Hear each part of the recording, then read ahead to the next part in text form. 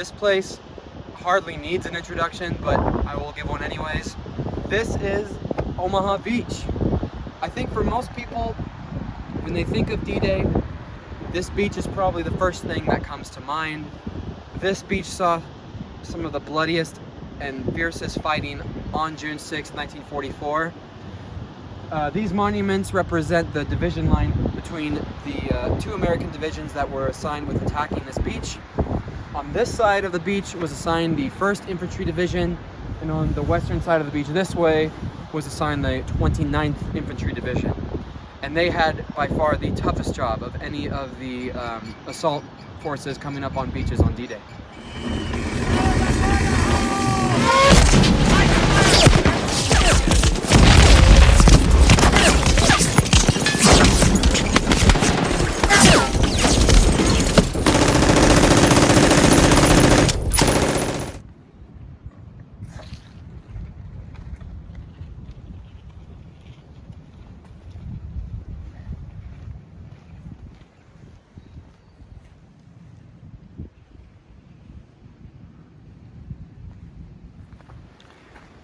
Right now I'm walking up the path that First Lieutenant Monteith took with a small group of men to take out where we're going right now, which is WN 60.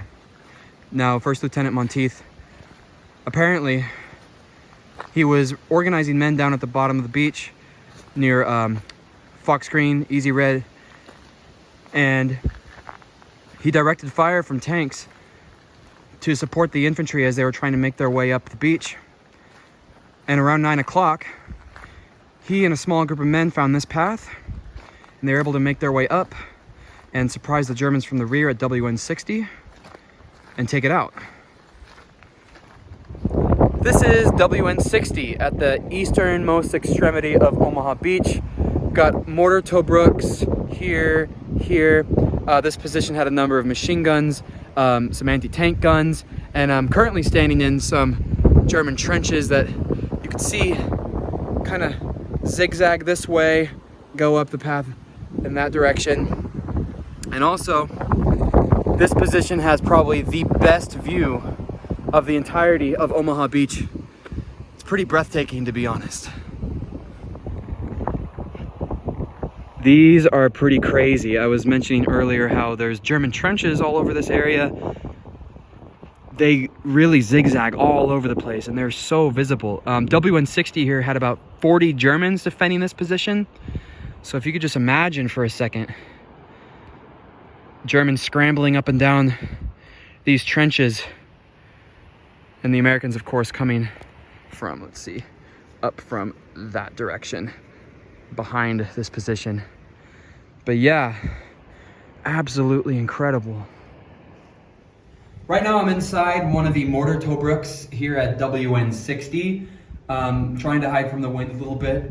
Like I said earlier, this position was captured by First Lieutenant Monteith and his small group of men after they were able to find a path down there at Fox Green sector of the beach and make their way up. They were able to make their way behind the Germans here at this position, and this fell to the Americans a little after 9 o'clock in the morning. It was the first German strong point to fall to American forces that morning. He received the Medal of Honor for his actions that day, First Lieutenant Monteith. However, he was not alive to receive it. Unfortunately, he was killed that day on June 6th.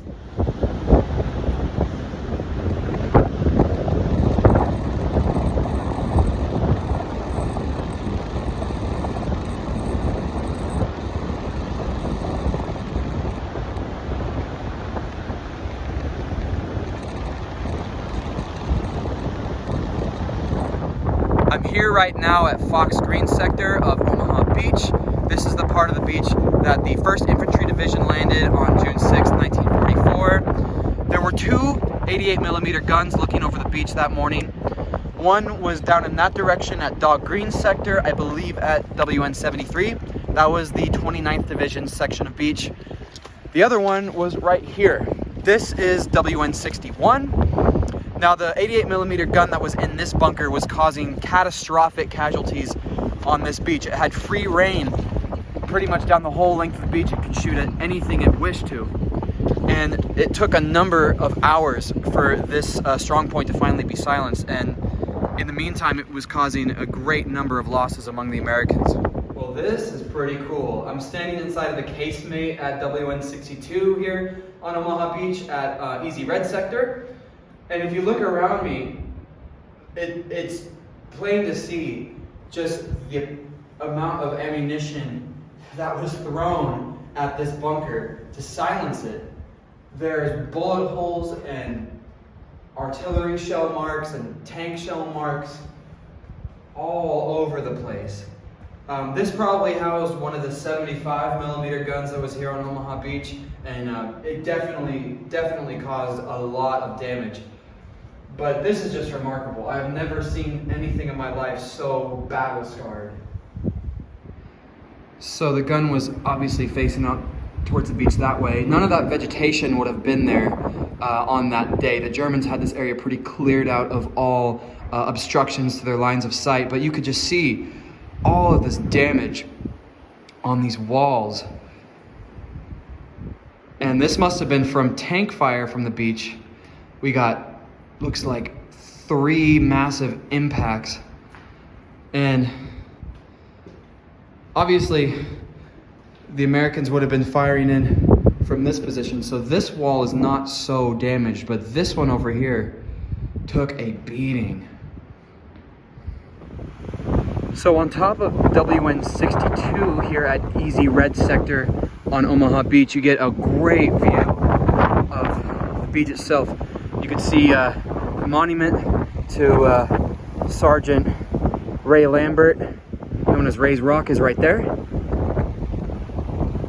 In this area somewhere is where Heinrich Severloh, a German machine gunner, claimed to have caused somewhere between 1,000 to 2,000 casualties here on D-Day. Now that number has been hotly disputed for obvious reasons, but it was a pretty gnarly day, so I bet he's not even 100% sure how many men he shot down, but it was undoubtedly a lot. If he had a view like this, I'm sure he did quite a bit of damage on the American troops of the 1st Infantry Division as they were coming in. Elles sont moins défendues que les plages du nord de la France, mais elles sont défendues quand même avec ce genre de fortification, c'est pas rien non plus. Donc vous imaginez, si ça c'est la partie qui n'est pas très défendue, imaginez ce que ça aurait été si ça avait été un département dans le nord de la France. So yes, I would say that this part was quite bad for the time, but not as much as the north of France.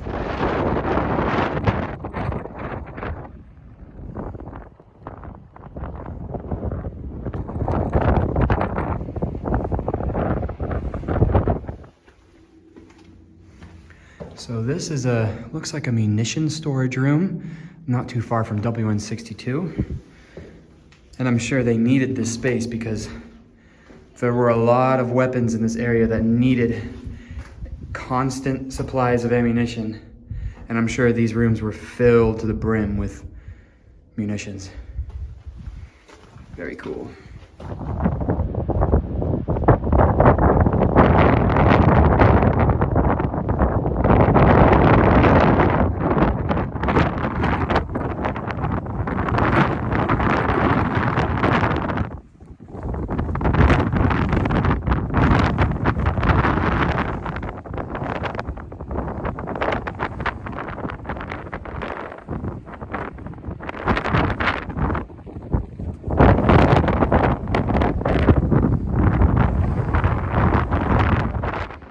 Okay, I'm on the western end of Easy Red Sector on Omaha Beach.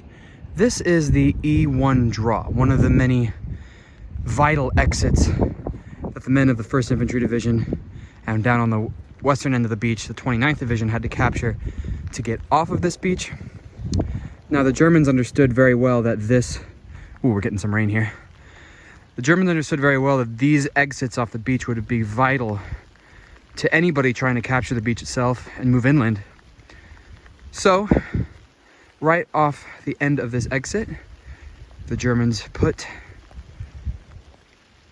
WN65. WN65 here on Omaha Beach is pretty freaking cool because it still has its gun. All right. This is so fucking sweet. I believe this is a 75mm gun here in WN65.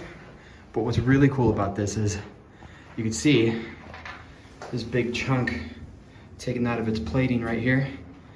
Originally this would have been turned that way a little bit, so this would have been more up against the current grill that has been added there. But a round from a Sherman tank that was coming up the beach went through the opening this way, blasted this chunk out of the metal shielding, gouged out this from the wall. Like I said, this whole gun was turned to the left a little bit. So took out this chunk, gouged out a little bit of the wall, and then ricocheted off and took out this chunk of the wall when it exited the back door. And that blast killed all the Germans in this fortification. But that is so cool. This is the spot where the first American dead off of Omaha Beach were buried on June 6th, 1944. Those bodies were later re-exhumed and moved to the current American cemetery at Colville. Wow. So if you've seen Saving Private Ryan, you'll notice in the beginning when they're assaulting Omaha Beach, it says Omaha Beach Dog Green Sector. And Dog Green Sector is approximately where I'm standing right now. The tide has come up quite a bit, so the beach is a little narrow. It would go out a few hundred yards in that direction, so the beach was a lot wider that morning when they assaulted. But look at these cliffs. You know, Germans up on top of these cliffs with rifles, machine guns, mortars, anything they had a clear view of this beach and could do so much damage.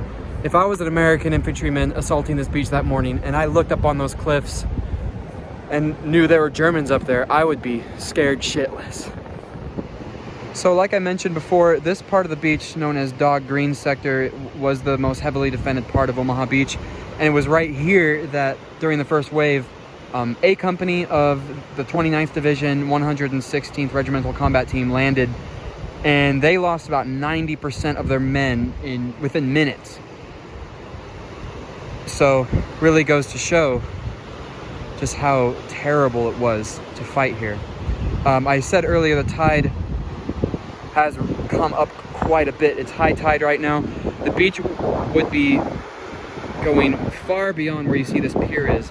The beach would have extended far beyond that, so they had a lot more sand across than there is now, so it was a very daunting task.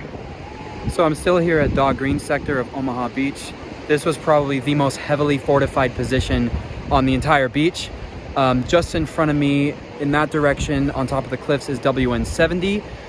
Right here, this bunker had the second of two 88mm guns on the beach, which is actually still inside there. I'll show that to you in just a second. This casemate, I believe, had a 75 or a 55mm gun in it. I'm not sure which. And then if you look really, really closely on that cliff face right there, you'll see a concrete bunker with an opening. That is WN73. I believe that was a machine gun position with some mortars and some other higher caliber weapons on there too. Also during the movie Saving Private Ryan, after Tom Hanks and his Rangers blow up the barbed wire and they start moving inland to take the fight to the Germans, Tom Hanks says, Dog 1 exit right here. And this is Dog 1 exit. That's what he was referring to. So yeah, a very crazy place to be standing. I kind of can't believe it.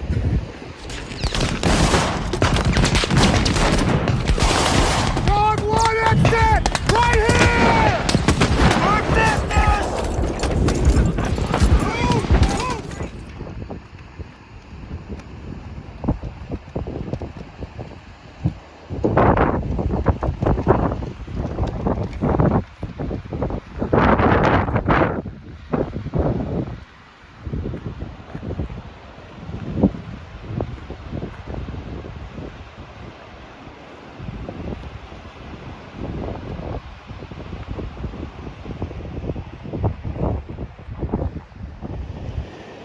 On D-Day, this bunker here put up one hell of a fight. Like I said, this housed one of the 88mm guns on D-Day that was causing a whole lot of damage on the beach.